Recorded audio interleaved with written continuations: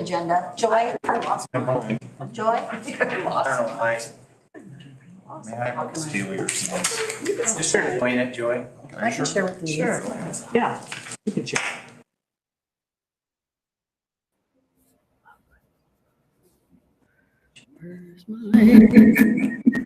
Remember,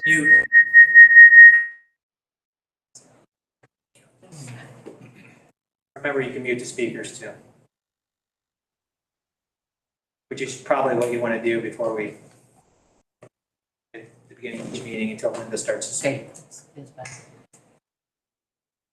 The learning process. Go ahead. Right? All right. I'd like to welcome everyone to the Wilton Community School District Wednesday, June 14th, 2023, regular board meeting. The mission of the Wilton Community School District is to provide an education that encourages continual progress through the improvement of one's abilities, the expansion of one's interests and knowledge, and the growth of one's character. Call to order, roll call, please, Joy. Tim Barrett. Here. Linda Duncan. Here. Tom Pitzer. Here. Rob Metzger. Carol Wayne. Here. Thank you, Joy. Agenda approval. Any additions, changes, or corrections, Mr. Burnett? None. All right, motion to approve the agenda. Second. All those in favor, please indicate by saying aye. Aye. Opposed? Motion carries. All right, we will approve the minutes for the May 10th amended district calendar hearing and the May 10th regular meeting. I'll make that motion. I'll second. All those in favor, please indicate by saying aye. Aye. Opposed? Motion carries. All right, on to public forum. We're rocking it. We've got 3 on public forum tonight.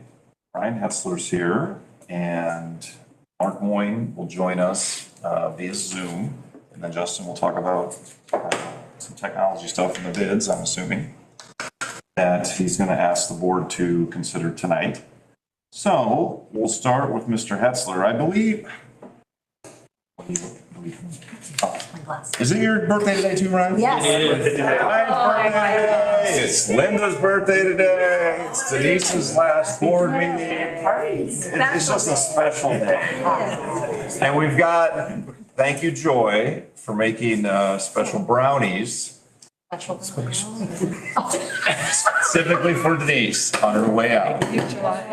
It's not under the recognition piece, but we are recognizing this is awesome. 40 years of service. It's her last board meeting, and she has all her stuff out of her office. It's there. And I think this is her last official duty. So you see her well up over here, don't. I'm doing better. She's doing better. I can She's do it. doing better, so. 40 years. Any reflections to share with the board? I know we recognized Denise at our end of the year celebration and a lot of good stories between everyone, but I was joking, not with her, but to somebody else, that she started in the middle of Ronald Reagan's first term. Just to kind of put things into perspective. I'm gonna miss you, Joe. But she's seen a lot of changes and touched the lives of many, many people in the community. You don't see in today's world someone that starts in the district and finishes in the district for their entire career, let alone starting as the pool director, elementary teacher, assistant principal, curriculum, and then elementary principal. So she's held a lot of positions here. So you will be missed, Mrs. A. Thank you, Joe.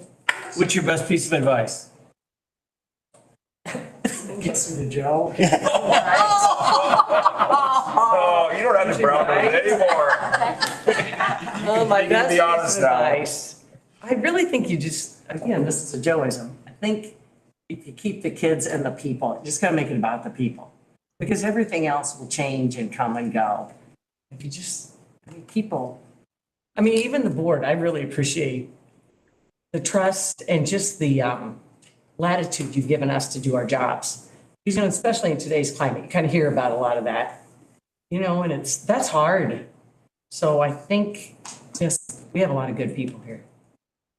I agree. I really appreciate that. Well, I think it's a good time right now. I'm sorry, I'm gonna kind of take over here. Oh. But the board kind of got you a little something to do, okay?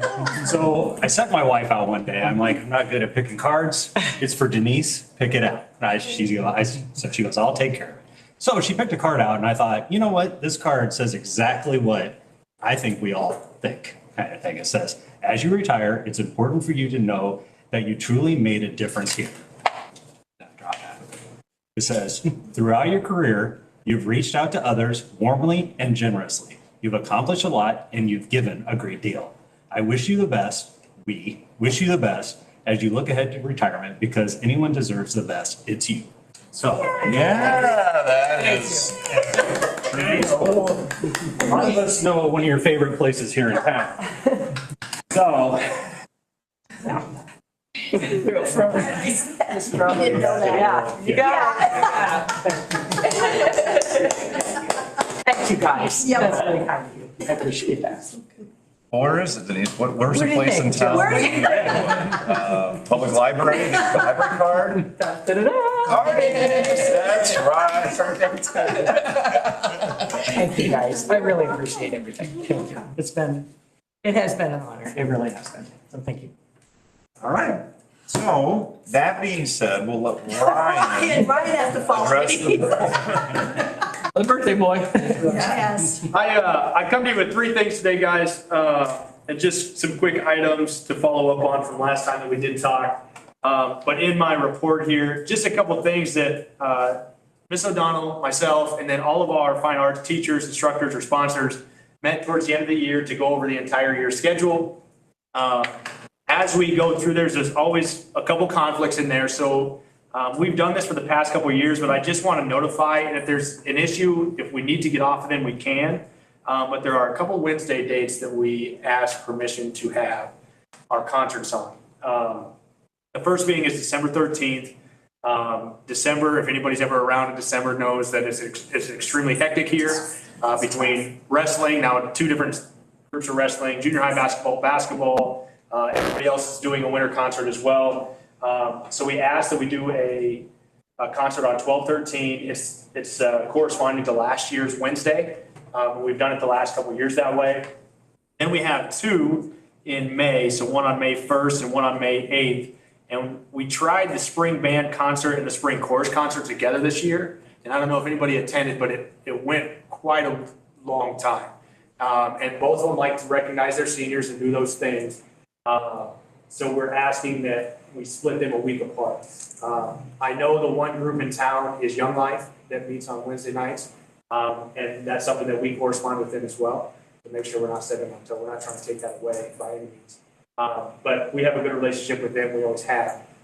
So I would reach out to them as well, to make sure that's okay. But not that we'd have to approve that right now, but just something to think about. We are asking for 3 Wednesdays next year during school. So the second thing that I want to talk about, and I know Joy has this listed as well, we have kind of been all over the place with our admission for how we charge for certain fine arts activities.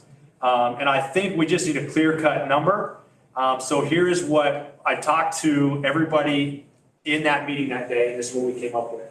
So we said for junior high and high school concerts, $3 for adults, $1 for students. That's what we used to have, and then our conference changed the price, and then we kind of went haywire. So we're asking $3 for $1 for student for a junior high, high school concert. If it is a high school play, a musical, or a Stepperette Spring show, we're asking for $5 admission. And then any event which we cross over or with elementary, so if we do a 5-12 chorus concert or a 5-12 band, it is free admission. Because we ran into that issue multiple times. If elementary people come in, they are not used to paying, and we do not expect them to pay, right? So that was just kind of a sticky situation we got ourselves in. So that's kind of what we're asking. We're going back a little bit to what we had said. Joy, that's what I have on mine. That's what I think we agreed on, correct? On ours, it shows $6 for a musical Oh, it does? Yes. or a high school play. Musical. That's, okay, I think I put 5 on mine. 6 is our conference rate. So like to get into a football game, Yes. to get into a basketball game, it's $6. So I think I might have just typed that. So I'm okay with $6 if that's a standard price that everybody's paying for every conference. I think they're used to it. So, okay, so we'll put 6 in there. I don't know why I typed mine differently. So. Okay, so that's the second one. Third one is I do have a soccer update. So I held a meeting. So I know last time we talked, I said we had like 72 interested. That's not quite the number we got. So I'm gonna have somebody share this. I didn't try and I'll share with everybody. And I'll explain what the highlighted number or the highlighted kids are. And so on and so forth. In just a second. So, we're good. We'll share. Okay. Okay. All right. So here's what we have. So this is, on the left is girls soccer. Okay. So we had a total of, out of the 72 that were interested, we had a total of, I think, 45 show up to the meeting. Okay. I had to explain when soccer was during the season, what it entailed, and that soccer is not just some sport you show up to play. So I actually brought a couple kids that have played club soccer, have played soccer for Muscatine to kind of explain what a practice would look like and what the season would look like. So after that, some of the kids out of the 45, as you can see, did not sign the sheet at all because they weren't interested anymore. The girls on the left side there, so I gave it to them. I said, if you only had one option and soccer had to be your number one option, I want to know who that would be. So they put their name on the left. Then on the second option would be if you could do 2 sports in the spring, I would be interested to play, but it wouldn't be my first sport. Did the same thing for the boys. Okay. So the ones highlighted in red there, I just have are kids that do not do any sports here. They have not played any sports, they don't have a background in sports. Which does draw concern to me. I mean, if I'm looking at numbers and what we're trying to start. The green it was just for the girls' side that realized that it actually overlapped softball a lot more than what they wanted it to. And came to me after the meeting and said, I don't know if I'm going to be willing, or I would drop soccer as soon as softball starts. So as you can see there, we might have a little bit of a numbers issue in soccer. So Remind me again how many we need for a team? So 15 has to be, that's 15.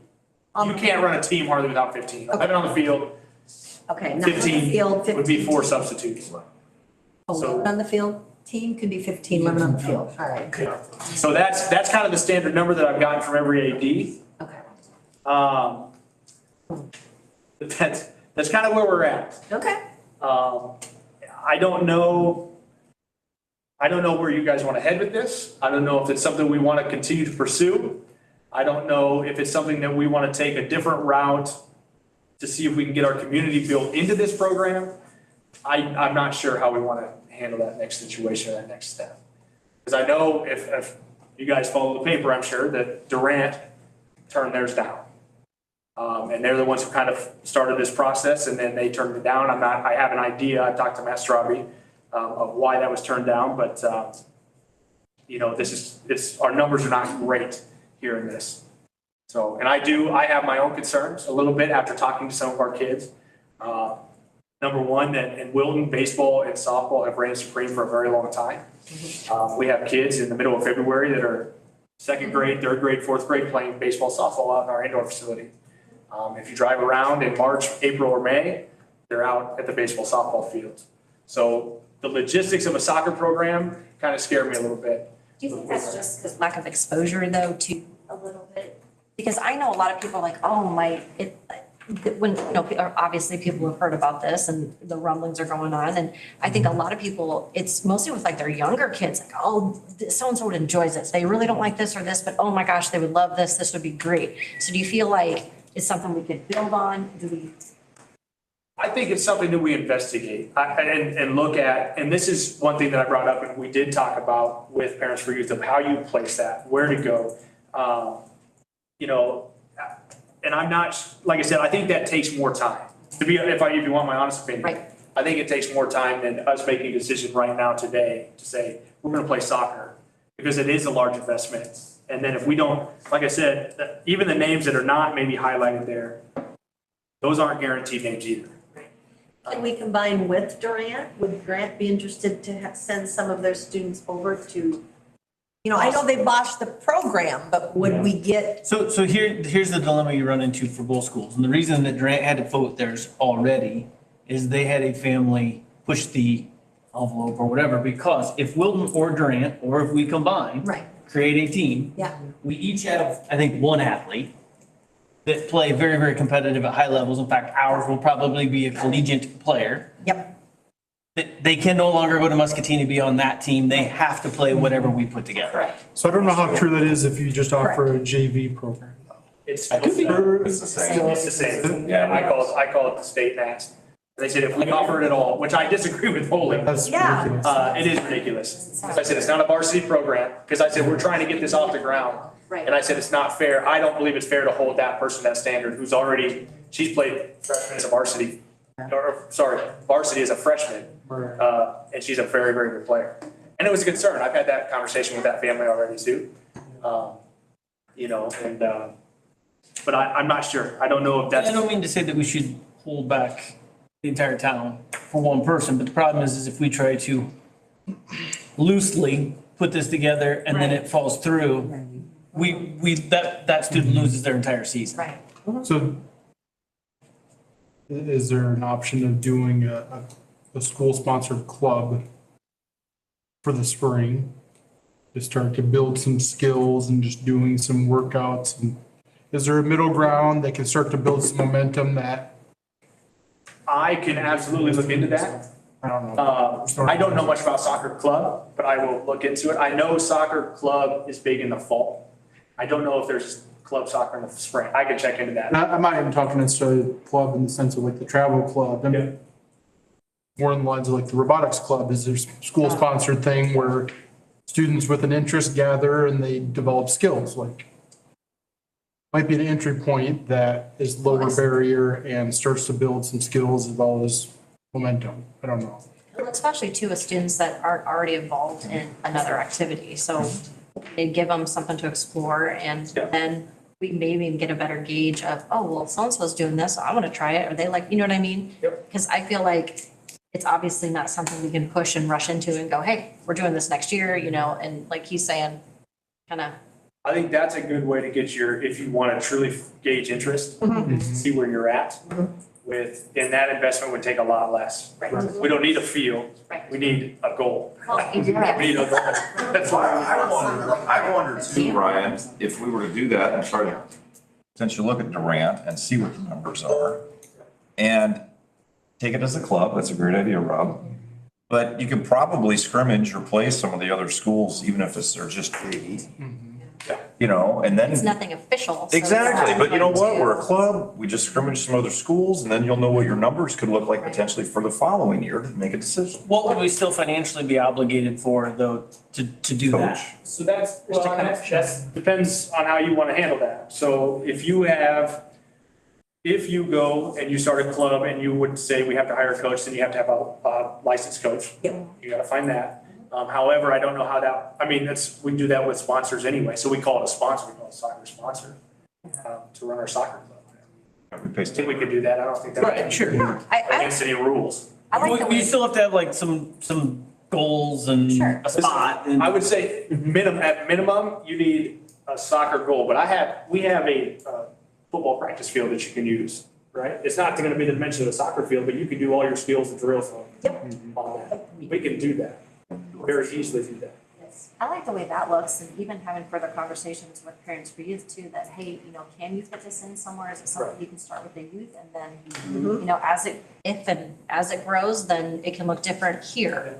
It's almost like putting your toe in. Yeah. I mean, because I would definitely like to support it, like I said, especially for kids that aren't involved in anything, and this sounds Sure. appealing to them. But also, we can't just.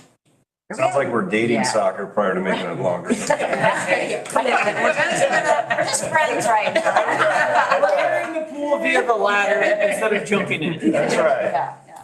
We're in a Okay, relationship. well, I'll investigate that, we'll look into that and try to get that started, that's something that we will, at some point, we're gonna have to put that on the schedule or salary B schedule, and, Well, yeah, it would just be something we could add at any time. yeah, okay. I mean, it could be We'll added. put it next- out there, and then when we post, we can look at posting it in August to see if we can start getting interest, or maybe somebody, because that's gonna be key number one, is to find somebody who, number one, has the knowledge to do it. Right. You know, so we do, and I actually believe that I will go to somebody here in the school to ask them first. He has shown some interest in doing that has background in soccer, so.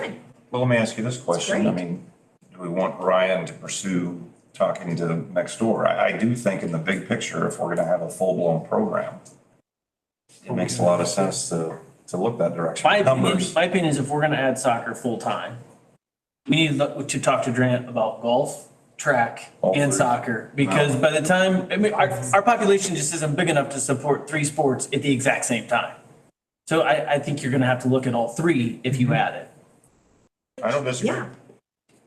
I don't mind a conversation, but I would say this year, maybe let's just Well, even, get yeah, out with, you know, since we are just putting the feelers out there, even if Right. it was Yeah. just, hey, and then, hey, we had success with this, and then maybe go from there and just maybe start with our students and see where we're at, and then, because there's a reason if they didn't have enough people or, whatnot, and just kind of. maybe they could look into doing the same thing. Well, it could Starting be. a small Could club be. or something, you know. and- I just was curious to give him direction Right. Yes. on how you No, wanted that's to pursue. Good info, though. I like this. Yeah. Thank you. Thank you, Ryan, yeah. Okay.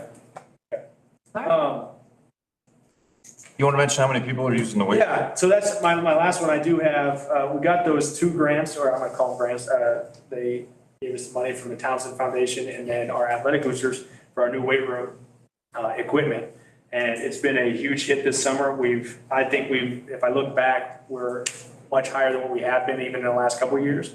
But currently the boys are averaging like 43 a day, and the girls are averaging right at 43 to 45 a day as well. So we're getting anywhere between 80 to 90 kids a day. And then I know there's a group of about 10 junior high boys, middle school boys that are not in high school yet, that come in and work with Coach Kroger 2 days a week. And then we also have a program started with Rock Valley Physical Therapy that we've done for 3 years now. And they have, I think, 23 kids that are anybody 5th through 8th grade that wants to work on speed and agility. So if you come up on a Monday morning, this place looks very, very busy. So it's a really good sign. We're actually to the point now where we're looking at splitting some of our groups because 40 to 50 kids in one room is a lot of kids. So space is becoming an issue a little bit, but we're looking at maneuvering times around a little bit to make that happen and fit. So, but really, really good things so far this summer. Out of participation with that. So I was telling Joe when I first started, I said I got hired in June, right before my birthday, almost 10 years ago now. And I had 6 kids. We averaged 6 kids in the way. So, and the girls were no better. So it has come a long, long way in 10 years. But I'm really excited about those numbers. That's cool. Great. So that's what I have today for you. Good work. Great. Yeah. I just want to mention about what you're going to change in the handbook. Oh, yeah, sorry. I don't have my handbook with me today, but the only change I'm gonna make is the same one you're gonna see from Sue today. It's in our code of conduct. And it's just a write-up, and we're going to start using some of the discipline in the classroom a little bit more with our grade sheet policy. So if a kid has some major issues, and I don't think we have a certain number, I can't remember what that number is. What is it, 3 brown sheets? Then we're gonna pull that kid in and we will actually sit down and look at every one of those punishments for disciplinary issues. And then we may sit them out for extracurricular activities, depending on the severity of what those are. So, and that's something that Sue and I will work very closely with, and same with Mr. Hewitt when he takes that position. So that's us 3 will kind of wrangle that together and decide. Because we have had a couple of kids that unfortunately have been down that road. And I think when you hold athletics in front of them a little bit, I think that changes the tune. So, Well, and just seeing that everyone's on the same page is helpful, Yes. So, that's awesome. so otherwise, the handbook for the student athletic handbook does not change except for that, the phrasing is the exact same. So I will copy and paste it right now. I have a question on the irrigation system. Yeah. I mean, I see you have an issue going on. Are you finding you're getting it resolved? Do you need help? Yeah, sort of, kind of, we're getting there. So we went with one company to open it up and they never really responded very well. After that, to come back out to our actual issue. So we got a hold of it's Poles out of, can't think of it, Eldridge. And they came out the other day, and he walked through our entire system. We have a couple issues with sprinkler heads. He says a lot of them are easy fixes, because I was concerned they were not. There's a couple, what's the valve on the football field is probably the worst situation we have. So if you walk by right now, our valve is still shooting water. Okay, because the valve, one of the sensors is not working. So he's got to track it and find it, and then he says once he finds it, it'll be an easy fix. He's got to dig up the ground, not like a major dig, He's got to dig it up a little bit. So otherwise, he reset all the systems, went through all that. He put some notes down to replace sprinkler heads, and some of them aren't just turning and moving the way they should. Yeah, but otherwise, I think they're going to take over those accounts. I think they're going to do a nice job for us. They take care of all the Durant stuff too. That's where I got the name from. But yeah, so I was happy with meeting them on last week at some point, I think. So. Everything that it is hitting, it's nice and green. Yeah, the one spot you'll notice, southeast corner, it looks great. Yeah. So. That's right. But yeah, so that's what I got for today. Again, if you have any questions on that stuff. Baseball, softball's been going really well. Good attendance, good things. Yeah, postseason already starts in about 3 weeks. Yeah, I know, we're 3 weeks out of postseason. Oh, so fast. Ryan, are they doing cancer night? Is that coming up? I have not talked to Courtney Dankman is usually the one who heads that one up. So everybody's kind of, not everybody, I've had a lot of people ask and I'm just like, Yes, I have not heard anything on that. Okay. They usually kind of pick a date and kind of run it themselves on that, so I have not heard anything. okay. Thanks, Ryan. Thank you. Mark, next. Yep. Yes. We're gonna try this. If you got to run, Ryan, go. Yeah. But Thank you. we got quotes on the wrestling room stuff. I think Yes, I it's. remember talking to you. Hi, Mark. Good evening, everyone. Hey, thank you for joining us. You bet.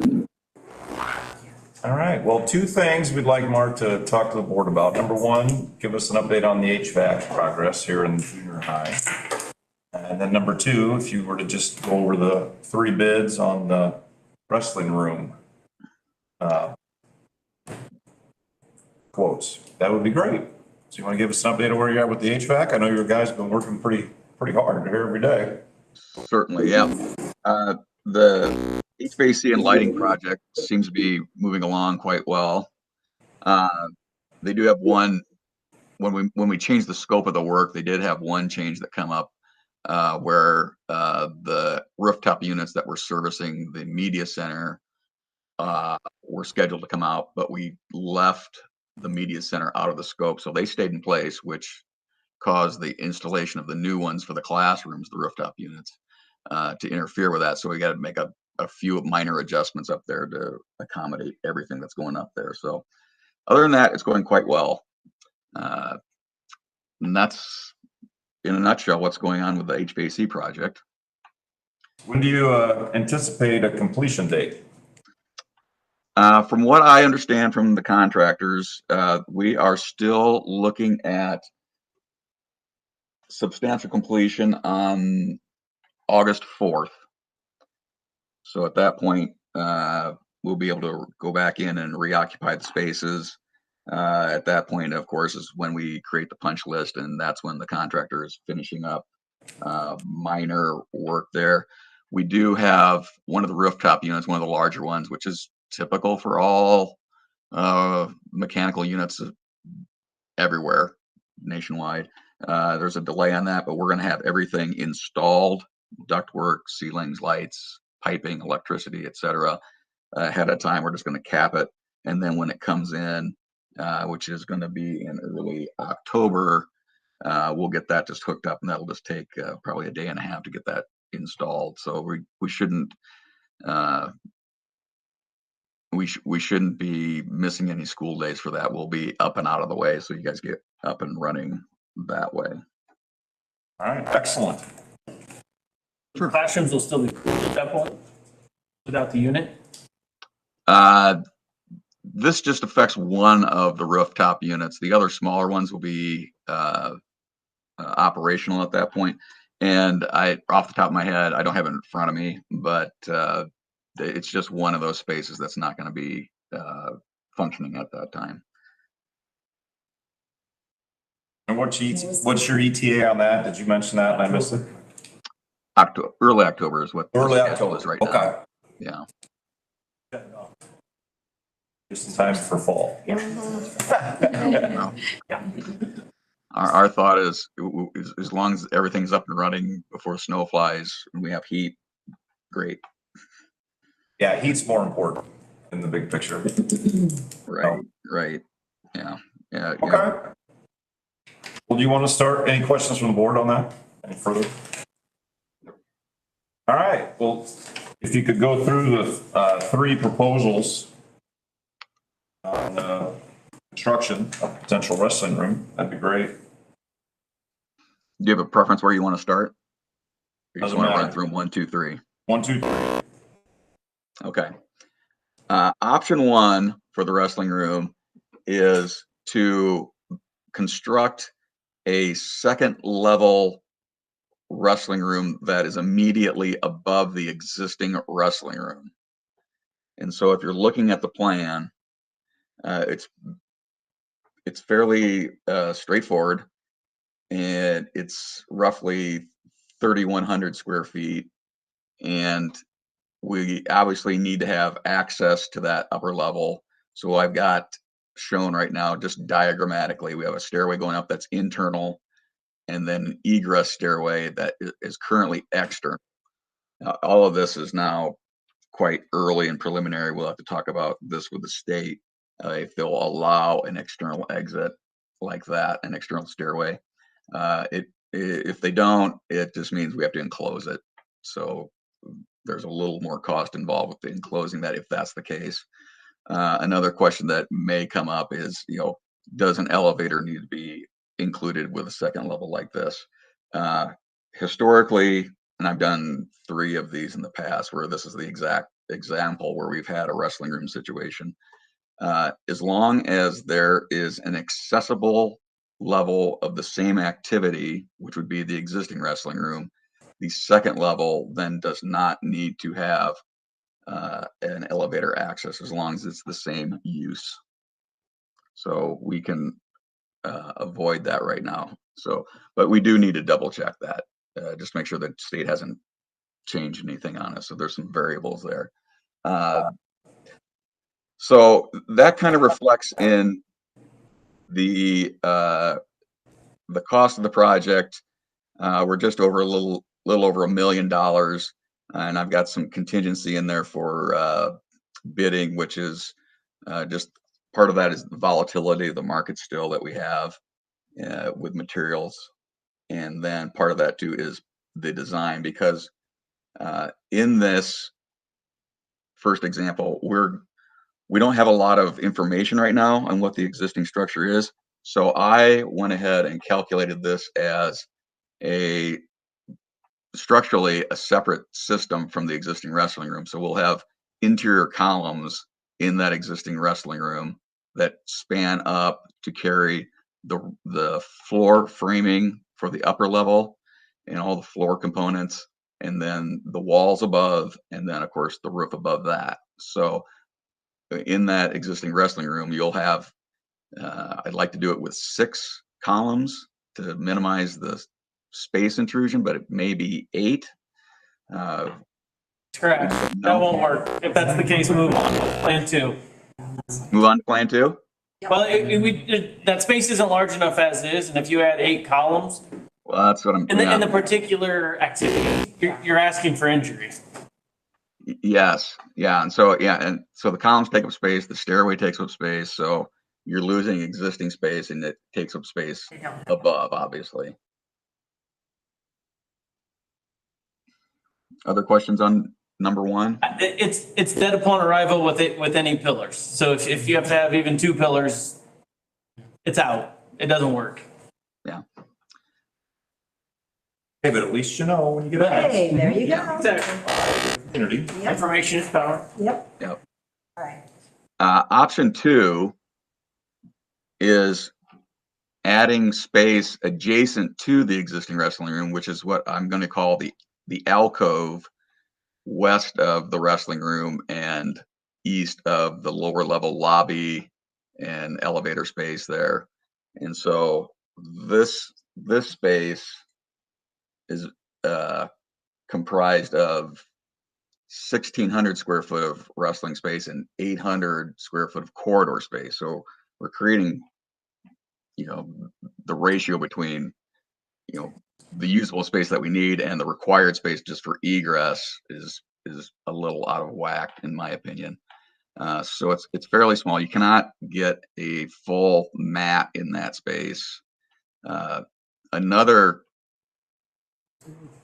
issue that we need to address is the dash lines in that plan represent the below grade boiler room and tunnel system, which would run underneath that at somewhere. So we want to try and avoid that as much as possible. But we would most certainly be building over the top of that, which causes a lot of potential variables at this point. We don't know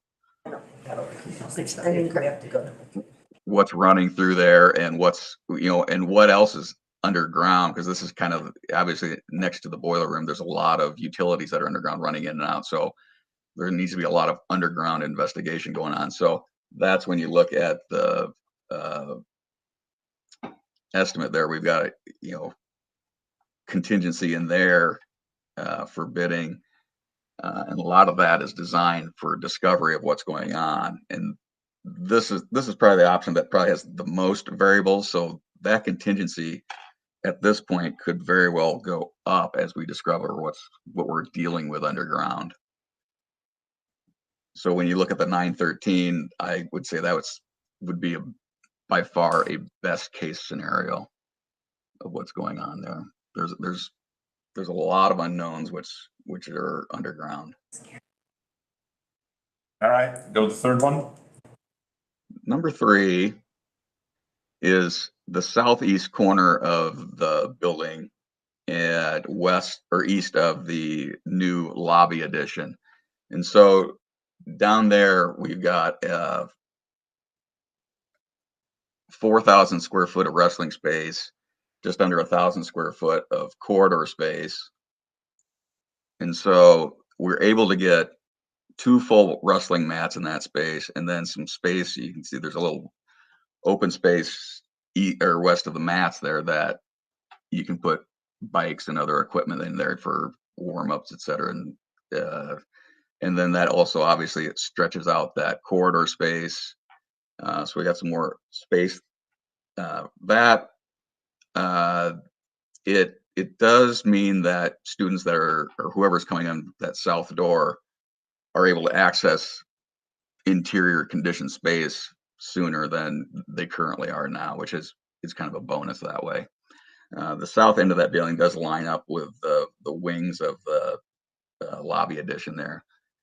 We did not extend that farther to the west or to the east because we are contending with that driveway and the curvature of the curb there that wrap around there. So we're trying to stay out of that space. So what we have laid out there kind of accomplishes that. That one, of course, is 1.4, but it has by far the least number of variables working with it because it's wide open space where we just built next to it. We're familiar of what's going on there. We're not dealing with service tunnels and existing structures and a lot of unknowns and a lot of tie-ins. So it's by far the cleanest option that is there.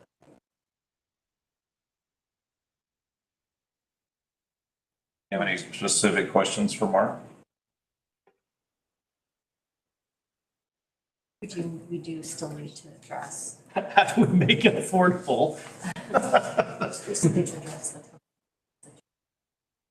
Oh, yeah, that'll always. Tommy wants to know if you got financing options. We pay as we go. The lowest. $50 down. 0% in 5 years. $100 I'm trying to finance my retirement account here. Well, this definitely helps us, Mark, and it gives us an idea of what it would cost if, in fact, we decide to pursue. And based upon this, from what I see, and I'm not speaking for the board, the best option, and even though it's the most expensive option, is to go to the south side. If we decide to pursue it at some point. Do you think the same as a board? I mean, it's. Yeah.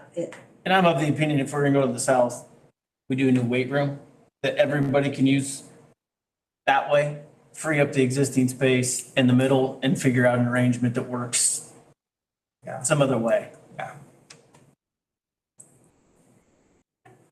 Yep, we cross that bridge when we get there, but yeah, Yep, this the is cost good to wouldn't be know. any different. Right, But right. Just Space decide is on what space, we it just would would be use a it different for. design. Right. Well, thank you, Mark. Thank you. We appreciate it. Hope you have a good night. Let me know if you have any other questions or if you want to look at some other options. I'm certainly happy to do that for you if you want to investigate some variations of what we have here or other options for that southeast corner of the existing building. There's maybe some possibilities there too. So it's all information for you guys to mull over. Okay, that's what we needed. Thank you. Thank you. Thanks for joining us, Mark. Thank you. You bet. Well, while we have Ryan here, you know, Coach Bourne was here and we did talk about, you know, space and whatnot. And Ryan, I know we've talked before, but what do you think might be some ways to work through some of our space issues with what we have? I mean, you know, it's- I've talked to Gabe quite a bit about this too. You know, you mean with the current setup we have right now? Well, you know, I think we are getting that second man out there, right? That's going to help a little bit, alleviate a little bit of that. Otherwise, what we have now, the one room just is not big enough. I think that's Gabe's biggest concern above the gym, right? If we're going to get 15 to 20 girls out next year. The only other true option is to run just different times until something else is available. There's too many things, and I've talked to Tommy about this too, because he's been a wrestler and things like that. There are some of these concerns about these kids with weight management. Wrestling does bring its own set of different rules or different problems, you know, with kids, how they eat, when they eat, things like that. But that would be about your only option at this point, is to separate times out to make it work. So is it feasible? Yeah, it's absolutely doable to do that. You know, maybe not the most ideal, but it's a feasible option. I'm assuming that's something that will have to happen next year. Right. I mean, it's like Because with the times. Yes. Yeah. And Correct, yeah, regardless. Yeah, I mean, it's- Due to this project, no, yeah, you're gonna have to do it. Yep. Because there's not enough room. Mornings, after school, that is. So I think you're gonna have to be creative with a schedule, whether it's mornings, whether it is after school, whether it's at 5 o'clock, and this is what Gabe and Tommy and I have all talked about at some point, is about, you know, like I said, you got a kid who's trying to make weight, this and that, like, not eating throughout the day, not that I wanna say that that's a great thing. And thankfully, rules have changed. It's much tougher to get away with that practice. But still, the challenge of going home from 3 and not coming back till 6, and I mean, that's the benefit of when if you need to stay away from the kitchen table, miss supper, like that works really well. Be at practice and it's not a problem. So the other challenge you'll run into is our youth program is always taking second shift at both locations. And so if you now throw in a third team, you basically just eliminated your youth program. I don't know if you've eliminated, I think. You don't know how you're gonna do it. Because they're already using both, I mean, and they're only going 3 days a week. But you know somebody's what? gonna be here until 9 o'clock at night. You don't want your youth to be the last one. You don't want second graders here practicing until 9 o'clock at night. They shouldn't have to. In my opinion, if you get 2 mats out there, the outdoor complex, the multi-purpose facility, and this is simplistic, okay? And mind you, I was a round baller, okay, that used to practice with kids from 7 to 9 o'clock at night. And I know we have youth basketball teams that practice late at night too. But we give them 3 gyms. True. But that doesn't mean that they get done earlier. With little kids, I'm talking the youth program. I would say my kids did youth and none of them practiced that late, ever. Because we wouldn't have gone for it. Like, it would have happened. That being said, what I see potentially in the short term until we get something better or worse or whatnot is if you use the main wrestling room for the high school. You do like a boys practice, a girls practice, like an early, late, from like 3:30, 5:30, 5:30 to 7:30. You've got that upstairs room, which again, shouldn't be used for high school. It's not big enough. You know what I'm talking? It's not. No, It's not adequate for anything. no, but it's a space. But I'd call it a closet. a closet. But out there in the multi-purpose area, if you do junior high and the youth programs out there, you could run your junior high practice after school till 5:30, and from 5:30 to 8:30 at night, you could do your younger kids out there and just do a couple sessions of that. I don't know if as a third grade wrestler, if you need 2 full hours of drilling. No, and we don't. They don't do it that long anyway. It's an hour. So what I'm saying is if you went from 5:30 to 6:30, some of the younger kids, 6:30 to 7:30 with another group of kids, I mean, that could be literally every night of the week. We could do that. Now, is that not ideal? Is that ideal? No. No. We have 1.4 million to solve the I get the problem. challenge. We may But have we're gonna to have to think a little be differently creative in the meantime. on how we do that. What about, I mean, I'm just throwing this out here, Ryan. Tell me if I'm way out of line. How about another pole barn? So we were just having that conversation. I mean, we've got the land. We could, I mean, if this is just for practices, correct? I mean, that's our main That's what it concern. is. So And we could use it in a million for different things all year round. I don't know. I'm just, So this was, Justin just brought that up, but we had talked about that, this has come up multiple times too. Can you do half the size of what we have? And it doesn't have to be near as high. No. You don't want it all. In fact, that's a hindrance. Yes, so can you In find rest. something out there that is not even close to that price that any of those things that you just said? I believe we're gonna get that parking lot out there, you're gonna have that option down the road. you call it a multi-purpose. That way it looks, I mean, everybody's, I don't know, just. No, I think it's. Kinds of options. That's the good news. I mean, but we're just gonna think differently a little bit. Well, for now, yeah, you're absolutely gonna, we're gonna have to get creative with that schedule. That's, until someday something can happen, yeah, you're gonna have to get creative. And we're gonna have to look at mornings, you're gonna have to look at doubling times. And that's, and I know for a fact that the club is not gonna like to hear that, I know that. No, I'm just telling you. But at the same time, and what we tell everybody else is that we have to put our high school and junior high kids first. And it's unfortunate, and I understand that. Hey, we're lucky to have a multi-purpose facility. 5 years ago, we didn't have that. Right.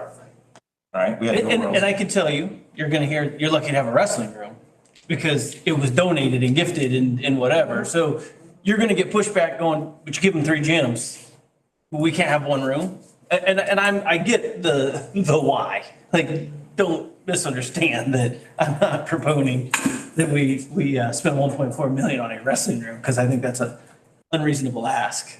But what's the solution? And then that's the challenge. And I mean, if you go to the gym, you'll see where the preponderance of the banners are, and they're gonna give you the argument back of where's the respect, where's the support? And I get it, but I can't do it for that. So I don't know the solution. Question, just a million things going through my head. Do you have any idea the square footage on our current weight room? Or what would be ideal with, I mean, we have a lot, like you're saying, we have a lot of kids. Yeah. Program that, do you have any idea what would be? So basically what you're saying is that the 4,000 in this rendering equivalent or more than what we currently have? And I don't know that I answer. mean, I'm just, Oh, yeah. Yeah. I'm just, What we have now is sufficient in size. It is. Because I'm just curious how, like, because I'm just curious what that size is. Just because, so then I sit here, on square footage, I'm not even, I don't know. And we moved everything out to the main room, so I don't even use that right, partial room in the back. so it's sufficient to what you need then? Yeah, it would be absolutely, if that's what you move to, yeah. Sorry, again, I'm Yeah, no. it's gone through my head, different But I scenarios. totally agree that if we're gonna go that direction, we don't do something so simple that only gets used 3 months out of the year for $1.4 million. Like, it has to be something that has more functionality and gets used for more things. But then if that frees up space, then how do we Yeah, and how do we rearrange? well, I have no idea, and you and I kind of hit on a couple things when we walked around and actually looked at things.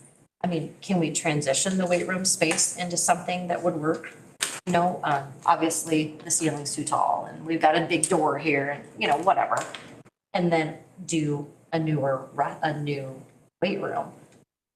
Or are we looking price there? Are we still anywhere near that? I have no idea, no idea. So you I'm mean just- like transition the weight room into a wrestling area right now? Okay.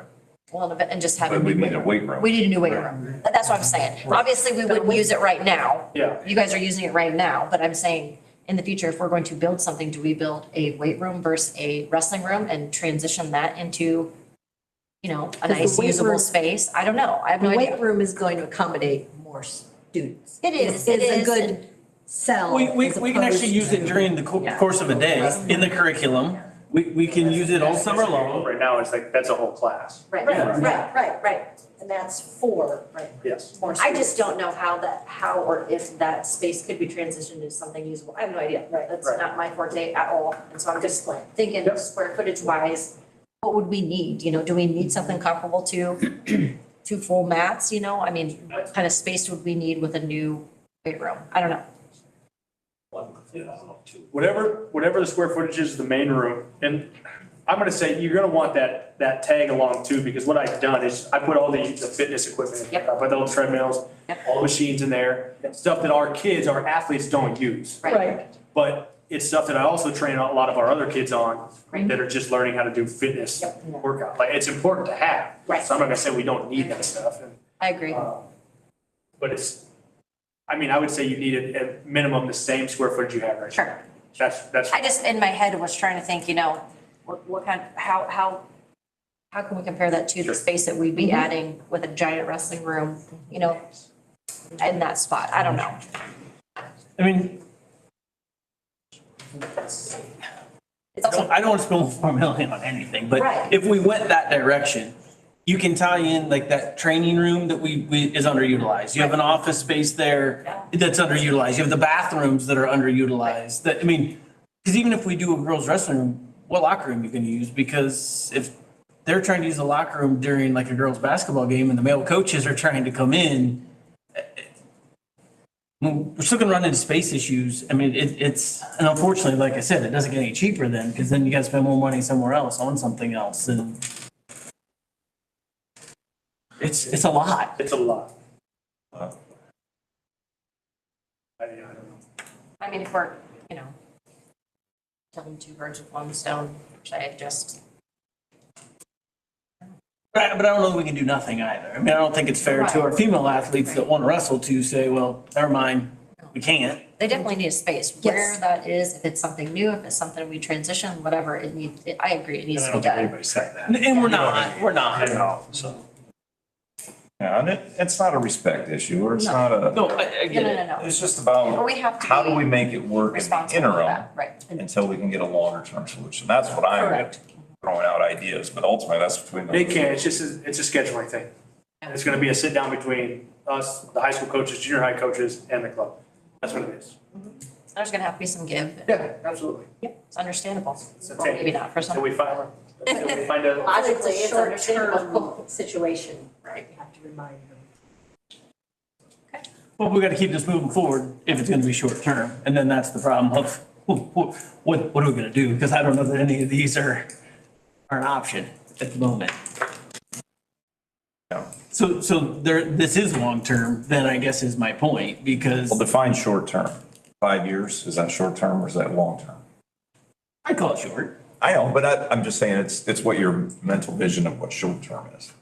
You know, I know we've got the elementary will be paid off in 2029, 2030 in that range, which is, 6 years from now, 6.5 years from now.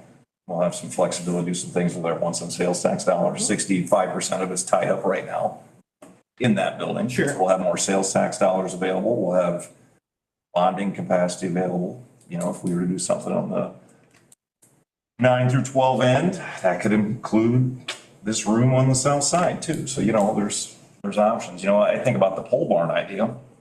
What's tough about each of those, if you do a wrestling room out there, it's bad enough that, we're right behind the building now when it's January and February.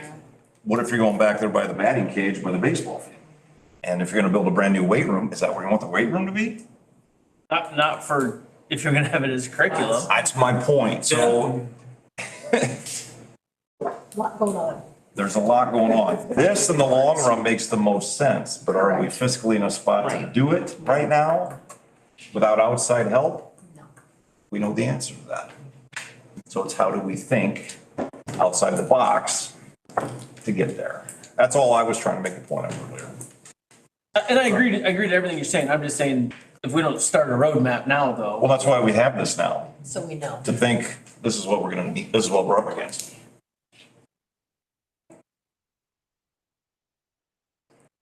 Anything else? Shelley? Andy, do you want to add anything? I asked Andy to come so we could listen in on this. I don't have any good options for you. I know everything costs a lot of money.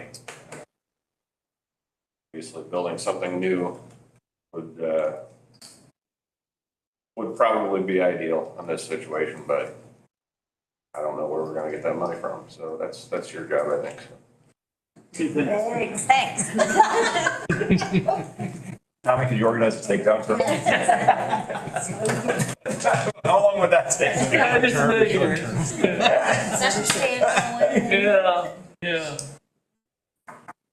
All right, well, thanks for sticking around, Ryan, Yes, so you yes, were aware of this yes, too. Yes. All right, Justin? on Justin. My turn? Yes. All right. So what's in front of you right now are two bids for fiber optic pathway. With the construction that's going to go on this summer and the age of the annex building, me and Bo have been talking last couple of years. And we think that it is time to do this project. So what we are going to do is right now we have two service providers. We have MediaCom and IP Pathways, which comes over Windstream. We also have WTC that feeds us our telephone service and will, after July 1st, also light up the bus barn. Oh, So Richie will, the bus barn will basically be just an extension of the school nice. as far as network-wise goes. Right. So one thing we're hoping for, we haven't played with it yet, is the Wi-Fi that's on the buses. And I don't quote any of this because we haven't tried it, but we're hoping that Sue and Jamie will be able to sit here and pull the video footage instead of what they have to do now, which is bring it to them, or Richie has to extract it. So when the buses come into the building, they would be on our Wi-Fi, which would be our network. They can sit there and then pull that off. We haven't verified that yet, but that's a hope. So, what this project does is this basically is, the project would entail, we would, where the fence is on the county line road, where the trees are. Yeah. We would put a vault, fiber vault there, and we would run fiber underneath. We would bore fiber underneath the playground and into the elementary, the library. We have an IT room, so that's where we would land it. It would get rid of the fiber that we have going to the annex building, which we have a vault that's caving in already that will have to be serviced and fixed. We have pipe that we know is broke, that if it breaks anymore, it's potential that we will break the fiber inside too. It just eliminates all those things, plus the elementary's the newest building. Annex building's got a lot of age on it. So eventually, sometime on down the road, it will have to be repaired and replaced. And we have everything running to the annex right now, so everything is there. What we would do then is the school district would own the fiber from on our property, we would own it. And then each service provider then they sit on County Line Road right now. They would just run their pieces of fiber into our vault. So they would pick a pair, terminate, and go in to our building that way. So then that way, later on, if another service provider comes along and can give us cheaper internet, we'll throw them out there. So it's expensive. It's not cheap. I got bids from both Tri-City and SWIC. As you can tell, both prices, they're within a few $100s of each other. So they're pretty close. Tri-City's got a little bit different idea on how to run it than SWIC does, but both are very comparable. And of course, it's coming out, it is coming out of my budget, my ISD budget. I'd prefer to go with the cheapest, even if it's a few $100. Okay. Both companies are very capable of doing this. So my recommendation would go to be with Tri-City. And this would be a July 1 project. And just to make sure I'm understanding correctly, if we don't do this project, and we just leave it alone in the annex building, you're saying we're just kind of flirting with the Well, past? right now, I can guarantee you MediaCom will die. Because when they start digging that parking lot, they're gonna cut our fiber.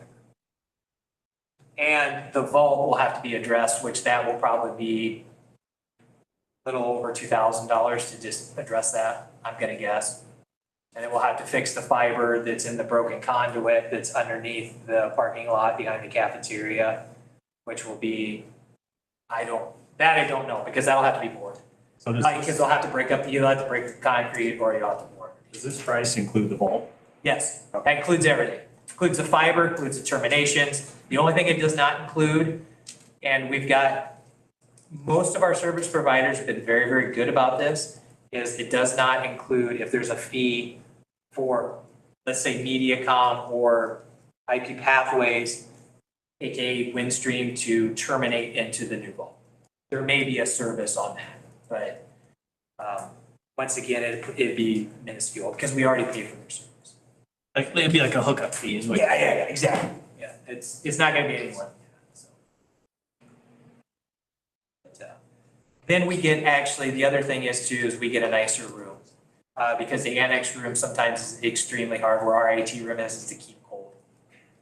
The elementary library is very easy to keep cold because there's actually, in our IT room, there is a unit in that room, plus of course air conditioning in the library itself. So it's conditioned space.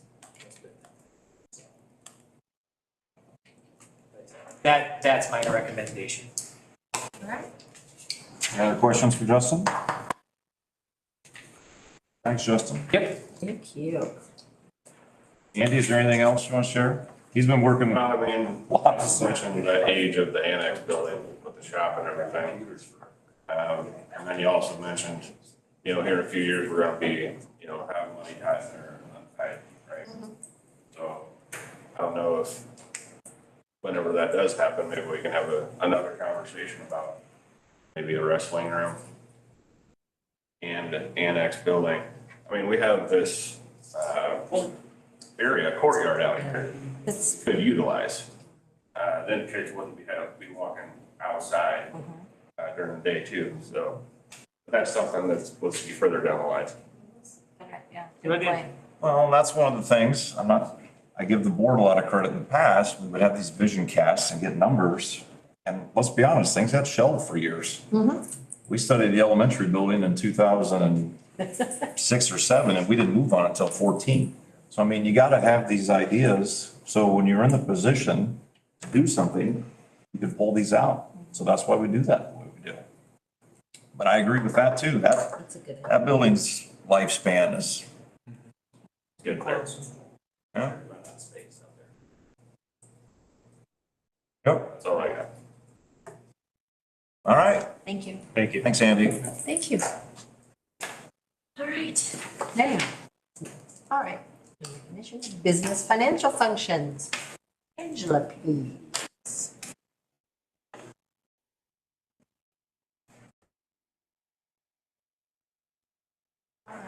All right, taxation funds, everything is just fine. I just want to point out Fund 34, we've been watching that throughout the year with those expenditures that we had.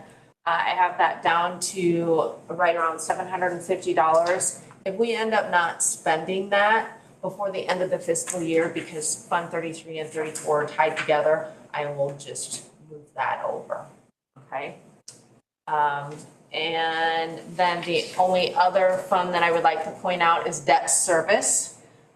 You can see that decreased from 800 and some thousand down to 140, but we paid our principal and interest for our bond series 2022. So that's the reasoning behind that. Your ISP report, you can see that the balance is $41,303.84. I went ahead and ran the outstanding POs for ISP and we're around 25.5, which leaves us with a balance of 15.8. And we will use all that. No worries. Jamie and I got that under control. We have some curriculum that he has that we will use that all up. I know Denise needs all of hers for her painting project, so that will be a 0. No concerns there at all. Upload number 8 is a self-insurance fund. I'll just point out we're down 16,000 there, and that is just mainly because end of year, everybody likes to turn in their EOBs and swamp joy with those, as well as dental claims. So that's the story there. Then activity fund. I just want to go over a few of the negatives there. The musical drama and the vocal elementary. After tonight, we've done that transfer from the general fund, or we will, so that the musical drama will be 0. And then the junior, senior vocal will just have to cover the elementary on that. That's normal. Yeah. Yes. Yeah. And then if you look under the FFA Enterprise Fund, our negatives there are for the goats and the sheep, and the farm account will cover that. Upload 15 is your activities driving, and that's very similar to April and May for the same reasons. Just have a lot of activity and finish paying for all those field trips that we had at the end of the year. 16A, I would like to point out it's totally my fault. UMB, depending on what it is, sometimes we have to cut a check and sometimes it's ACH'd.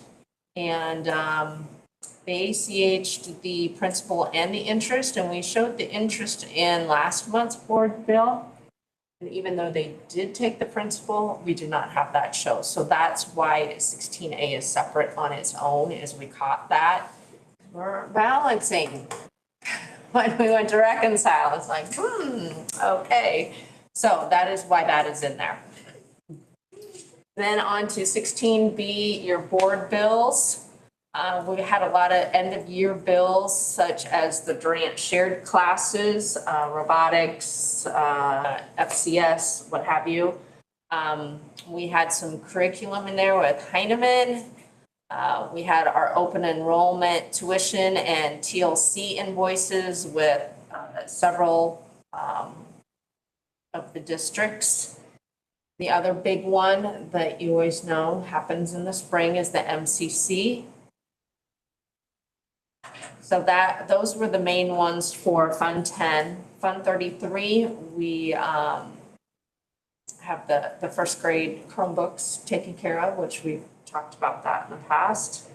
Fund 36, we had to go ahead and dip into that a little bit for graduation stage that you were all on not so many weeks ago. So we needed to spend some money for that. And then in Fund 40, the debt service, our revenue bonds, the 20 and 21 series, we have the principal and interest payments coming out there. So any questions on board bills? I'll second. All those in favor, please indicate by saying aye. Aye. Opposed? Sorry. And then in. I do have one extra question. Yes. Where are we at with, help me out here. Latchkey? Thank you. We're just With fine. spending money. Absolutely fine. We're She's good? got so many kids, yes. Okay. Well, she's showing a balance of 53. That's where I, yeah, But we're exactly where we were last month, okay.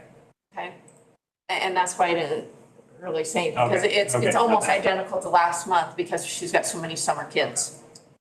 So. Okay. That's, Angela, And has she spent the money she wanted to spend? yes, Okay. she has, going to ask the board yes. blessing. with- Yes. Go ahead. I would also like to kindly ask you that you guys make a motion to allow us to pay any invoices that come in up till June 30th so that we can avoid gapping things as much as possible. It makes our life much, much simpler. Because I was gonna And ask then, if we were gonna have another meeting or if you're yes, just gonna then we take care can of it. All right. avoid having another meeting yet this month if you just give us your blessing to do that.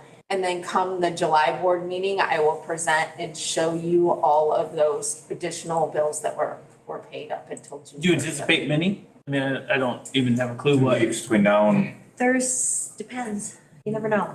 Yeah, some of those I would outstanding. just ask that if there's anything like significantly out of the ordinary that No, there shouldn't maybe be, I like could I do an told email or you. something instead, but like if it's routine. Oh, stuff, yes, then yes, I it's- definitely do that if there's something out of the ordinary. But we'll have a lot of invoices yet come in. We've had some schools that have not billed us for our kids. The open enrollment. Yeah, so we've got those coming. And then, like I said, ISP, we've got over $25,000 of outstanding POs there too. So yeah, there will be things. Move to pay the invoices for the end of the year. As stated. Thank you. I Those in appreciate favor, that. please indicate by saying aye. Aye. Opposed? We all appreciate that in the office. It makes our life flowy. And I will definitely email you if we have something come in that's unusual that typically wouldn't happen. All right, thank you, Angela. You're welcome. Mrs. Austin? Oh. Okay. Jamie, slide up here. That way you can get out of here. What's first on your guys' Your report. Sorry. Mine's a bunch of uploads. Like regular, not standing in front of the camera either. You're fine. No, you can keep going. Matter of fact, you stand over here by Denise, you'll be on. What was school program evaluation? Well, I think Mr. Burnett wanted me to go over our district long-range goals, 23, 24. I'm not sure what your upload number is later. So this is really, and I don't want to take a lot of your time, quite honestly, so give me the weird signal if you need me to stop quick. But this is really our elevator look of our district. Okay. It's not so much like it's going to be, we want to see 13% growth in this area, 5%. These are our big ideas that flow themselves down into Mrs. O'Donnell's building and then into Mrs. Austin's building or my building here in a few weeks. So ultimately, the 5 goals that we have are very much across the state. We want kids to do better in reading, we want kids to do better in math, we want kids to do better in science. We've got technology and feeling safe and connected at school.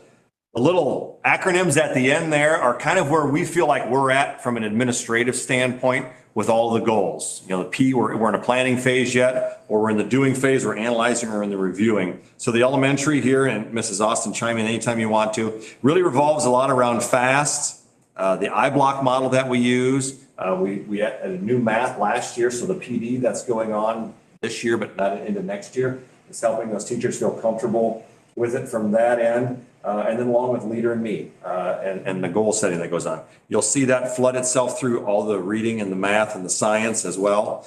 From the high school level, it looks just a little bit different. We're trying to blend up that writing, the Lucy Calkins work that we do K-6 into the 7-8. We've kind of changed that model just a little bit of what it looks like from the 7th grade classroom to the 8th grade classroom.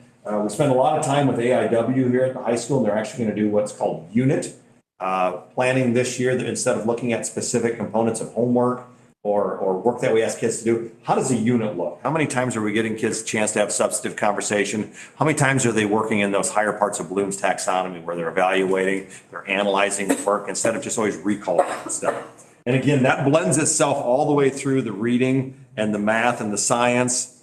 The technology proficiency, I feel like us as adults, we're behind the 8 ball, quite honestly, with technology. You know, if I've got a question about technology, usually I'm asking somebody younger than me to help me fix that. All of our kids have access to Chromebooks, you know, kindergarten through 12th grade. The 7-12, we did some digital citizenship stuff. Wow. Through Seminar, the elementary does that, kind of a similar component. We use commonsense.org, which is a wonderful site for that. And then idea of feeling safe and connected in school. Some of our conditions for learning stuff has come out. I've shared that with both the administrators. And it's interesting for me how low our scores are across the state, feeling connected at school from kids. The way they report that. I'll share that with you guys here at probably a later meeting from that. But it's a little disappointing from, I think, a standpoint of where we're at in education, that kids feel that unconnected. Not only adults to students, but students to students. It's throughout the state. As well. And it's around the state. You know, when we looked at some of our numbers, you're like, holy cow, those are really low. But when you pull up what the state looks like, we're right in the middle of it. So it's a state thing, and I would go beyond that and say it's probably a national thing with that. Do you two have anything to add to that? Any specific questions with that? So program evaluations, I'm hoping the first ones are our annuals, Title I, our PD ones. Is that what you guys are showing on your screens first? Parent involvement, so that'd be Title I. So we were very blessed this year to have 2 Title I teachers. The addition of some of our ESSER money has helped us provide for that second one. We got to see probably twice as many kids this year in that Title I program. And at some point, we should start to see some benefits, I feel like K1, 2, and 3 academically with our kids from that standpoint. Professional development.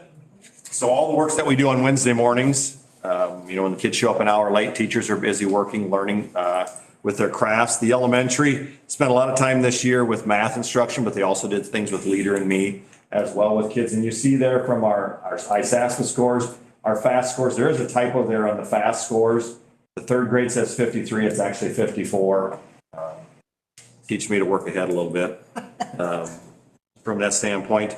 But you can look across and when I look at the FAST scores, if you look at the fall score compared to the spring score, you only see one grade level that didn't show growth in that time frame. So our kids are growing throughout the year with that. And I really think that's evident when you look at the I block, and I know that one's kind of busy down there with the parentheses and all that kind of stuff, but the first number is very indicative of where kids are at as far as benchmark in that I block system. When you see 70, 66, 48, 64, 94, and then 100 and 100, our kids are getting there. And it takes that spectrum to do that. We can't just expect them all to be 100% every time they leave a specific grade level with that. The high school one, again, as we talked about, we spent a lot of time with AIW. Really, probably the best charts to look at there is the bottom one on the first page and that second page. Myself and Mrs. Hewitt go around and we do walkthroughs. We go in, we're listening for specific things. We're asking kids specific questions. That second chart there where it shows percentages, depth of knowledge, you know, are teachers asking questions that provoke provocative thinking, or are they asking questions that every kid can answer and they can just find that answer in a recall basis? Typically, the depth of knowledge, you want us to be somewhere around 33% of the time that's happening in the classroom. And you can see we're a little above that. Student understanding, that's the fun one. Hey, tell me what you're learning in your class right now. We've moved beyond kids saying math. Hey, we're working with fractions today because we're going to need those when we do this. Good. Or in social studies, we're talking about voting rights and why they're important that all people have voting rights. So substantive conversation is the chance for kids to talk to each other in class. So a little bit of that pair share kind of thing going on. And then the value beyond school is, how do we get this information out of here? Ultimately, we want this information to be useful in their adult lives.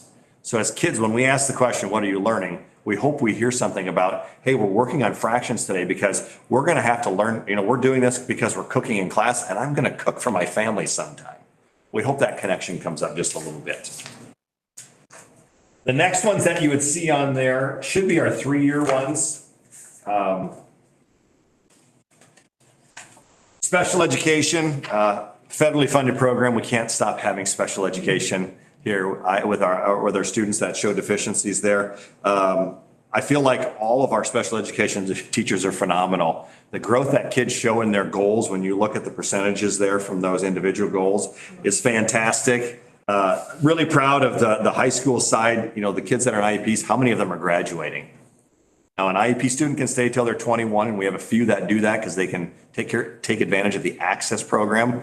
Courtney Dinkman and her crew still has access to them. We've gotten a couple kids jobs. We've helped them with their checkbooks and getting accounts open, paying bills and setting up, internet and those kinds of things. We do a lot of team teaching at the high school level. I know they do that at the elementary level as well, where teachers are pushing in with kids so they get a chance to take advantage of the curriculum. CTE, we added a new wow, tough time tonight. CTE teacher, which doubled our class offerings for kids here. Mississippi brings in a nice equine kind of proficiency with kids, vet science, things like that. Mr. Day has a little more hands-on, maybe more of that mechanical side, the machine stuff. I do expect our concentrators and completers to go up as kids start to get more in depth into those classes, and they can go through a few more of those classes with that. We've actually added an exploratory class for business junior high this year, which is the first time that we've done that, to maybe help Mr. Goss kind of grow his brand just a little bit with those classes. At-risk students, so a little bit of a different setup in both buildings. We have Jane Owens, Dory Smith, who's retired now, that run that program. You can see those numbers there. There are 300 counselor visits this year at the elementary. Individuals seen on a regular basis, 103. We hope that the impact that they make, helping kids feel comfortable at school. Jane Owens does a lot of extra stuff academically with kids, and we hope that bleeds itself back into the classroom when they do work. And then we see things like FAST scores improve. We see things like ISASPA scores improve for them. We see things like IBOS scores improve for them. The category that's really that alarms me the most is our chronic absenteeism. The elementary, we had 85 kids that had more than 10 absences, 10% of a school year. That's 17 absences for the school year. That's 1.92 days a month. You miss 2 days in 1 month, you're technically chronically absent for that month. That number doesn't get any better when we go up 712, however. 712 looks a little bit different. We start looking at failing grades in quarters. You can see the 22-23 year, we actually had substantially less failing scores from students. Graduation rates, we had a little bit of a dip, 21, 22, 22, 23 data hasn't come out yet. With that, getting kids to understand about turning in homework and doing things, doing well on assessments and, at the high school level, we had 25% of our student population be chronically absent. So they missed more than 17 days a year. And that actually, as you go up from seventh grade through 12th grade, the senior and junior class, over 33% of those students were absent more than 17 days. We actually had 25 kids district-wide miss more than a quarter of a school year. So you imagine start doing that in the elementary, you miss a quarter of the year all the way through, you're missing years of school. That plays an impact on kids here. We need families to understand how important it is to send kids here. I do think COVID kind of hurt us a little bit. It was easier to keep kids at home and to, I don't want to say make excuses, but it was easier to have them gone all day for the dentist. Whereas we need them to go to the dentist appointment. We need them to come back. We need you here. We need your fannies in the seat. We need you listening, to instruction and doing things here at school. Sorry, real quick with that. With any questions about any of that kind of stuff? A lot of reading. Sorry. Good work, Jimmy. Great, thank you. Does Joe Hewitt know all this stuff? Yeah, we started chatting a little more today. I stepped into this, I got to watch Mrs. Austin, do all this. I mean, I kind of had an idea. I'm not sure he has quite that idea. He'll get there. He'll get there. Yeah, he'll be. Thank you. All right. Thank you, Jamie. Thank you. All right. Now we're going backwards. All right. Mrs. Austin, That was fine. elementary board update, Yeah. please. Okay, so. I guess I should start with the MRA results. The top in black would be our goals from last year and our score. So under student leadership, previous score was 74, and those were our lowest ones. So then this year on the MRA, all of those raised. So student leadership went 74 to 81. So we showed great growth on all of our MRA data. And you can see, if you scroll down on my report, how that comes to us. And so you can see where the questions are made up, whether it's everybody, teachers answer it, blah, blah, blah. And then when you scroll down, you see those category numbers as well as the numbers that we pull from. So when you look at this year, that's the ones in red is leadership. So at the end of the school year, that last PD day, we meet to plan for our action teams for the following year. So under leadership, we've got student leadership and staff leadership that were our lowest scores. Now, when you say our lowest scores at 81, obviously that's the caution, because we're not going to be able to continue to. But we're going to change that focus a little bit. But just strictly off the MRA, academics, again, supportive teachers and academic self-efficacy were the lowest, and culture, trusting relationships, and school climate. Similar to what Jamie just said, if you look at the overall, those were the only ones in the 70s. Now, we combine that with that report that he just mentioned, our conditions for learning. And actually, in the elementary, our relationships are really good. Adult to student relationship was 84%, and student to student was 89%. And both of those are well above the state and our AEA average. However, when you go to specifically what we need to address with the number he had is emotional safety. Our kids were at 27%. And that is alarming. But the AEA was 21 and the state average was 20. So really, that's what he's talking about. Wow. But an example of the emotional safety questions they asked, I was called names, made fun of, or picked on in a way that hurt my feelings.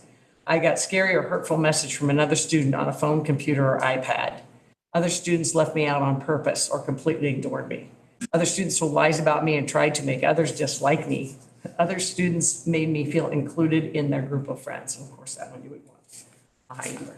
So we combine this because it's so high with this will be the question, will be what I've left Jamie with, because we didn't get these tough schools over to begin to address. Right. Which, for us, that all flows really nicely together to me. And the other thing at the bottom, we run that 3% or that 3-year rotation of big projects, Veterans Day, Wilton History Day, and it used to be Business Day, but now the high school does that. And we've been looking for something, which is why we left it third. So that'll be next year to figure out. And this year we had so much success with our community service thing. We're going to push that into either a community, state, or global element. So that'll be our that third year, which will be next year, will be, Jamie, will be a big, He's all over it. sorry, it's in notes somewhere. Will be Post it.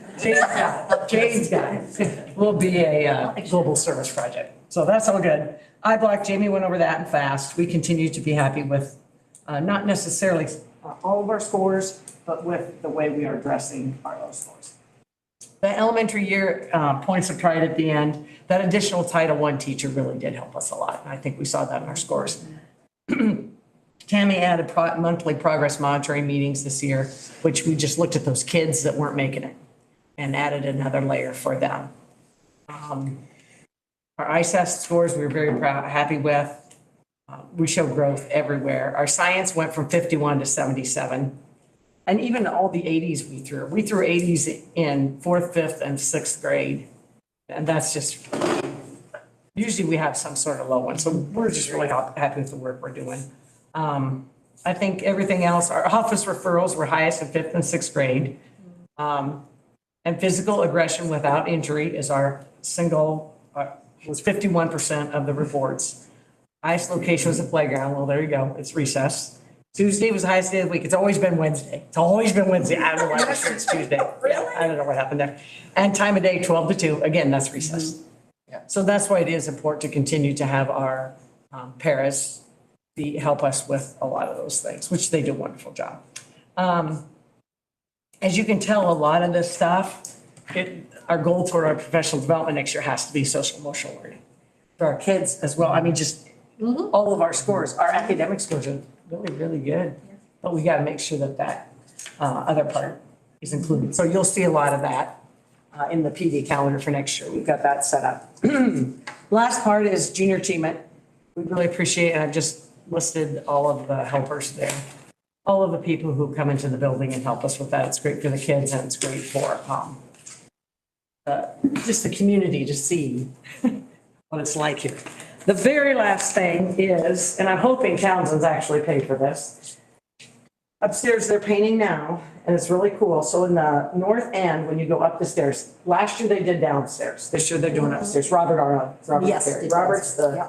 creative mind behind this and just does a fantastic job. He just listens and asks us questions and then comes up with stuff. And then we figure out what we want, and it's just fantastic. He's gonna put a lighthouse up here at the top of the steps. And with the yellow beans going through, and then a little Van Gogh-y thing here. And he just compared the bottom to what it's gonna look like on that end. Then as you go down, this little red book is what we chose, and it says find your voice on it. So I think that's gonna be really cool. And right now, he's got it red. It's really red. And then we'll continue that yellow theme down the hallway, and then just like he did down here, up like the green, we mixed all that, so it'll just be yellow all the way. With different leader in me and just some different sayings that we have, as our action team chose. So we're gonna hopefully get that done the end of June. We spend a lot of time together, because he's so good, but then he just wants to make sure, because we do alter things a little bit. But it's fine, I'm not creative at all. So I just come up and say, yep, yep, looks great. Yeah, looks great. I love it, I love the change. So any questions for me? Very good. All right. Amy? This is us. Drop mic drop. All right. All right. I just wanted to go over that we had 2 meetings with our leadership team to go over our handbook and went page by page by page and made some updates that we're going to talk about. When you look at that, if you pull that open, anything that we've wanted or changed or whatever, we put in green. So you can clearly identify it. And we did add worked with Ryan and tying in our behavioral expectations and conduct code. So if 3 major violations and you're showing up, and that's gonna, you're an athlete or in activities, that needs to impact those situations. I think that one of the things, our English department's gonna look very different next year. And we have started meeting as a team, and we're reaching out to 5th and 6th. Luckily, we have somebody now who's been there, who's helping us, but we want to make that more seamless. And when we got our ISAPS scores back, we could see a gap from junior high to freshman, and we're just looking at ways to enhance. Obviously, there's other things too. That's a tough age group.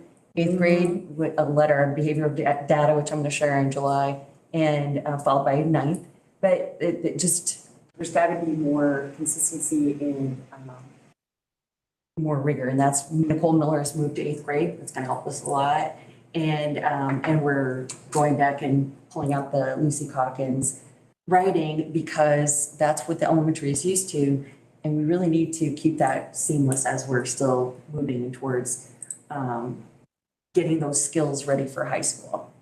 It really is, it's a gap, and we're aware of it, and we are working on it. I just wanted to share that Eric Render and Molly Quinn are both pursuing their admin degrees, and they've been working on projects and plans. And 2 things, Molly has tackled the chronic attendance issues, and we've got some ideas and working on, we met today, and want to put together, we'll present that to the BLT and the student services team, and kind of, she's been researching and coming up with calling around what other schools are doing. It's not an isolated problem, just. Oh, of course. Yeah, and we're hearing a lot from others. Eric is working on, there are a lot of law changes that have been passed recently, and those probably will affect our student handbook, so we may have to look again to revise a little bit in August. Eric is getting us up to date on what we need to do, and there is some components here where we have to have parents sign off on things, and we're trying to find the best way to do that, whether that's putting another piece or a note in with our registration forms, or is it something that we really need to have, send home and come back. And the other thing that Molly and Eric are looking at is we want to, culture and climate affect everything. And we want ways to enhance that. And that's been a lot of our BLT has been talking about that a lot. So, we've started kind of this calendar, we have events and ideas planned, and we just want, we want to bring some joy back and just some fun. I surveyed the seniors and got some ideas from them about what they recommended we do to change and what they liked that we did. And so I brought that to the BLT and we're looking at that and trying to implement. They're our experts right now, so we want to hear from them. We're going to have, we'll be making honey. I'm excited.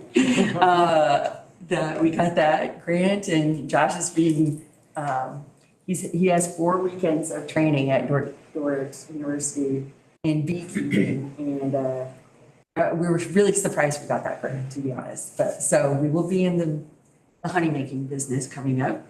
And then, the next paragraph is about, I, out of the blue, got a call from Larry Watson II from John Deere, brand new motors, small motors, varieties, and wanted to know if we would like some. They had 100 available.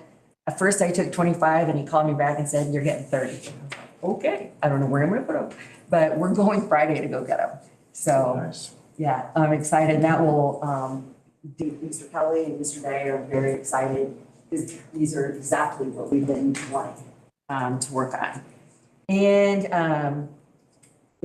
kind of the next part is the ICAP and DCAP. We have so many, whatever things in education, but it's a district career and academic plan and individual career and academic plan.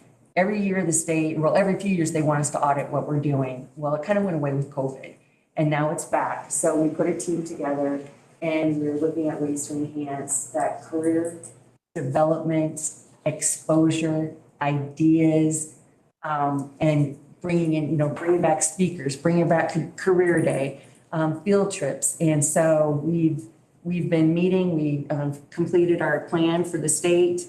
And I'm hoping that you'll notice that we'll be, you'll, from students, hear more about that. We have a plan to have every student create a portfolio of exploration of careers and what they've researched and what they found, beginning in 7th grade and adding to it to 12th. So they've been exposed and they, I feel sometimes that, they're naive and we want to make sure that we're educating them and helping them make solid decisions and give them the opportunity to explore these careers and even see them in action.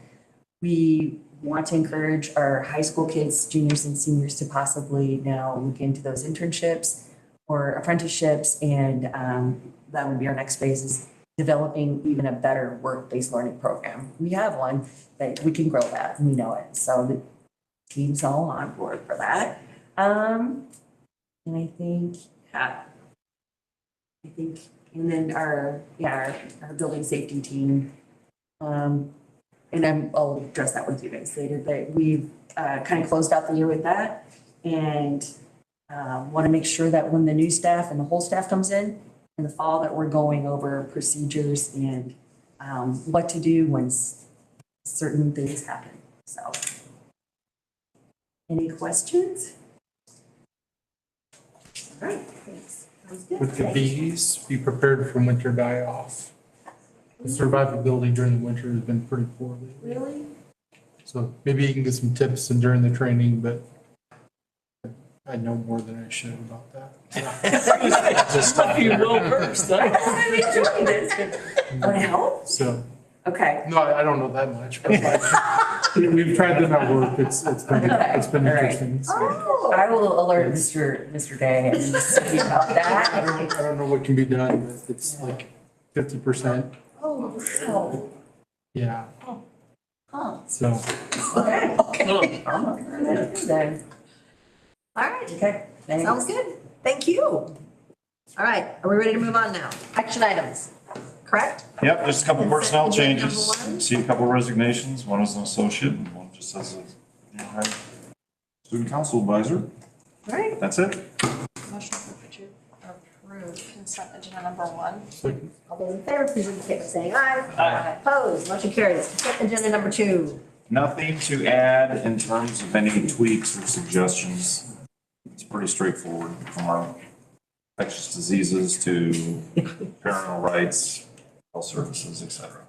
I'll make a motion to approve. I'll second. All those in favor, please indicate by saying aye.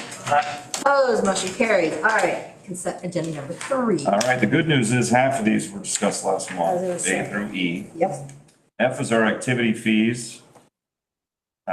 Just those tweaks that Mr. Hessler enjoyed, talked about, but otherwise, pretty much the same, Joy. Yes. I mean, everything else is, that's how I saw it too. Right. Yep. Registration fees we left, Yep. No. same. I wondered if there was any. I Yep, couldn't no, see any we didn't changes. make All any right. changes on that. I would note them in red if we. That's what I thought, Joy, but just double Just want to checking. be clear on that. The handbook that was talked about, the junior senior handbook, parent handbook, et cetera. Do you have any specific questions for Mrs. O'Donnell on that? I know Mr. Hetzler talked about a little bit too, Right. but that changed in both. Right, all right. And as Mrs. O'Donnell said, there's different things legislatively. We're waiting for administrative interpretation. That should come in July. So if there's anything we have to add to the handbook from a legal perspective, you're gonna see an update probably in August. Come in front of the board. And there are that many hanging? Are there that many that are hanging out there yet? Unfortunately. Yeah, and it's not so much that they're hanging out there, Well, it just has to be interpreted. interpreted to tell us How do what's you apply The the, guidance, we're waiting what's on the the guidance. practicality of X, Y, or Z. Yeah. So that's what we're waiting on. On the insurance renewal, Angela, do you want to make any comments on the EMC insurance renewal? Yeah, if you guys see the upload and you scroll through that, the most important pages I would point out is page 8, when you go to scroll through, which is different than what's actually on the page, but it's page 8. And it shows you, it's just the comparison of the premiums from this last year to what we're gonna pay in fiscal year '24. And then I just wanna point out, she asterisks 3 different points. Our property coverage increased 17 million. Work comp payroll is up. We also have more employees. And then I would like to point out that modification factor that, premium is based on that in fiscal year '22, that decreased from 0.95 to 0.84. And now we've decreased from 0.84 to 0.71. So that saves us money. So as long as we don't have any work comp issues, knock on wood, that's good. And then I think it is your slide number 6. The page numbers and the slide numbers don't match up. Well, we're still waiting on some definite numbers on cyber liability, and then the flood and earthquake premiums, so that'll probably come next month. And then it is slide number 6. EMC is going with a different company. We're not going through EMC for that liability umbrella. So it notes there that the law enforcement liability includes errors and omissions, sexual abuse is included in the general liability. This was previously excluded, and then employee benefits included in general liability, no longer shared with other schools. So it's no longer being billed through EMC, and I can't even remember the name now off the top of my head. It's sitting on the table in my office. No, it wasn't Gesture, but then I'm gonna throw a wrench in all this because Maggie told me that the pool board met last night and some things were decided there. So because of the removal of the pool and the city taking over the insurance July 1, several of these premiums will change. So Lacey put this all together and then Maggie called her this morning. Let me ask you this, Angela, are we better off taking this out and wait till the actual premiums are updated in July, or do we have to have it now so it starts? No, we don't have to have this. And she has the notations in there saying, you know, Right. these are not, you know, we're waiting on, they're not definite numbers. And then she emailed me this afternoon and said, hey, by the way, because of the pool change, now some of your premiums are going to change. So that's totally up to you. I'm good This with is worst omitting it case scenario. from consent agenda 3 and revisiting when we know actuals. Yeah, well, as long as we don't have to have it in place July 1st, that's why I asked. I think so too, personally. Yeah, and when I get that updated from her, I can email that out to you so that you will have looked at it before July 1. Okay with that? Yeah. Okay. So I asked when you make the Yeah, to just, submitted. to get number J. And then letter K, media specialist. We're required by law to have a media specialist on staff. We haven't had one for a number of years. We've shared one with Durant, and we want to continue that. Only with Durant, they have one now on staff. Katie Dorman, ex-wife, finished her certificate. So anyway, that's what that is. And if you look at that, we borrow the media specialist 4 days a year, come over and just review what we're doing in our libraries. So it's not a major expense, it's just, but again, they're technically an employee if it's a 4-day contract. We have to have it. Yep. So that's it under consent agenda number 3. Motion to approve consent agenda 3, omitting letter J. Second. All those in favor, please indicate by saying aye. Aye. Opposed, motion carries. All right. Okay, letter A under an individual consent is the bids that Justin presented. His recommendation is to go with Tri-City for the amount. This is for Tri-City. I second. All those in favor, please indicate by saying aye. Opposed, motion carries. All right. Letter B is an approval of a one-time bonus for a long-term high school math substitute teacher that was discussed previously. If you want to continue that, we just need a motion in a second and we'll be done. Motion to approve consent letter B. Second. All those in favor, please indicate by saying aye. Opposed, motion carries. All right, you can see the hirings there for Tyler Esser, head girls basketball coach. And then got a football cheer coach, which is good. I know we talked about that in the past, and I think that's Oh, yeah. important that we have the ability to continue that. Well, Maintenance wise, we've already had a lot of discussion tonight. Pool board, is there anything you want to update the group quickly other on? than, The insurance piece? right, You know, and what as of July 1st, the city is taking over all of the Expense. expenses, all of the whatever. They're gonna try to do a bond issue, hopefully this November. Because they cannot do it next year because it's a general election, so it would have to be 2025. The pool itself is good. I don't think that's right, but we'll see. The city, Here's what they changed, the state levels, you can only have a bond election once a year at the November date. Whether it's the presidential election or not, I don't think matters. But again, That's just coming from them. I know, I'm not saying they're wrong, but I'm not sure it's correct. right, What I'm saying. and So they so, had, like Linda said, somebody came and they looked at the structure's good. Yeah. He was amazed that the pool wasn't taking on water, because usually a pool that sits empty takes on Yeah. nothing. I mean, That's it's good. dry It's as tight. So, I mean. so they're moving forward. They're moving They're forward. moving forward. They have another meeting the 29th to get better set in what they need to ask for, to do the bond issue and all this Yeah. stuff and to, And and then, we dissolved our board, so we do not have a board anymore. Right. So, right, so it's all the city.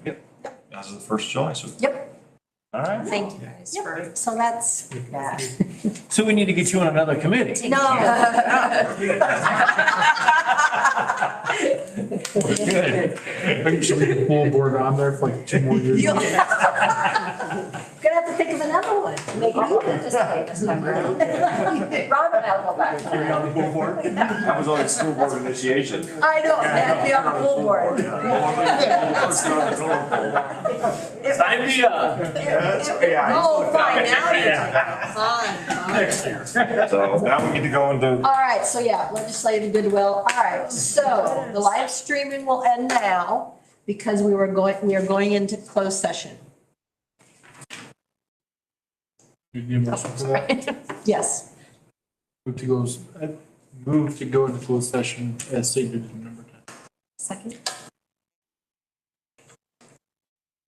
We need an individual? Just a moment. Oh, okay, just checking. I wasn't trying to rush you, sorry.